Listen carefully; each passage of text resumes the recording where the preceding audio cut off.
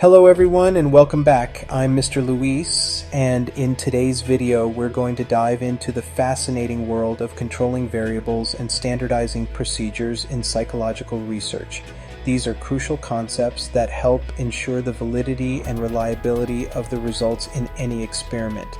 We'll explore what these terms mean, why they matter, and how they apply to real-world research. Let's get started. In psychological research, one of the most critical steps is controlling variables to ensure that the results of the study are valid and reliable. Variables are factors that can change and influence the outcomes of an experiment. There are independent variables, IV, dependent variables, DV, and other factors such as confounding variables. Confounding variables are those that can influence the DV but are not part of the study. They need to be controlled to avoid distorting the findings. To improve the accuracy and consistency of the results, researchers need to operationalize their variables. This means clearly defining the variables and explaining how they will be measured. For example, in a study investigating whether comfortable chairs lead to better work rates, the independent variable, IV, might be comfort of chairs operationalized as chairs with padded cushions versus hard wooden chairs. The dependent variable, DV, might be work rate, which could be measured by the number of tasks completed or time taken to complete them. Psychologists control variables in their studies to be sure the findings are due to the independent variable, IV, and not an extraneous or confounding factor.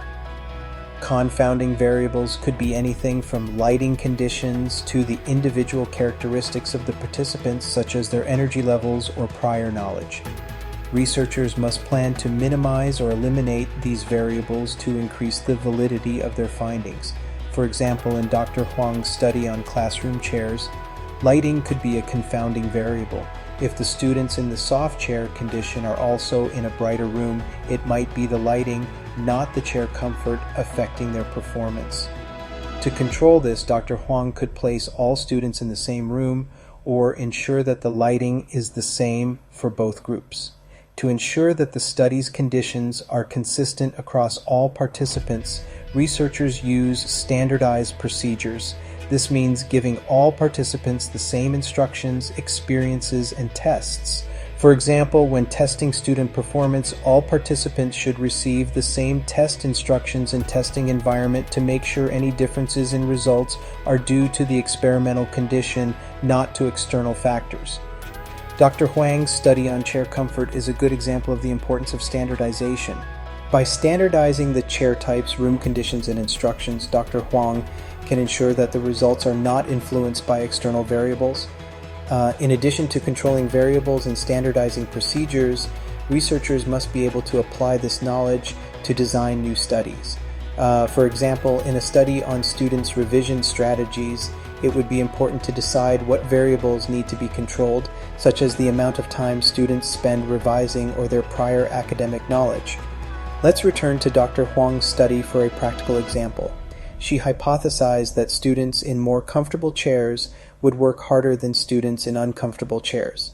By controlling variables like lighting, temperature, and ensuring all students are equally motivated, Dr. Huang can confidently test whether the comfort of the chair itself affects the work rate.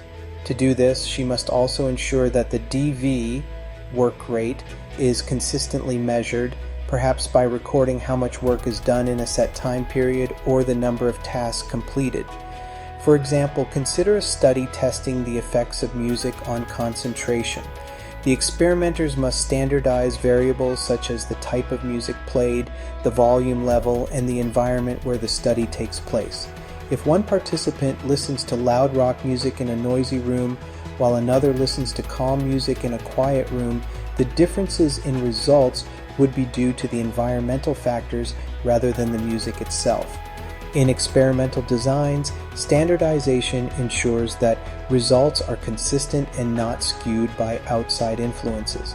This is why researchers must also standardize the instructions provided to participants, so all participants have the same information to make sure their responses are based on the experimental conditions. Finally, ethical considerations are essential when controlling variables and standardizing procedures.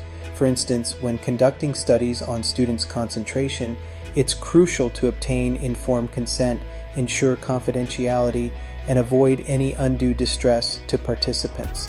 Ethical guidelines help researchers avoid bias or harm and maintain trust in the scientific community. So there you have it. Controlling variables and standardizing procedures are foundational aspects of conducting valid and reliable psychological research. They help ensure that the results of a study are due to the independent variable and not influenced by external factors. If you want to dive deeper into these concepts or need help with any other research topics, be sure to subscribe, leave a comment, and like the video. Thanks for watching, and I'll see you in the next one.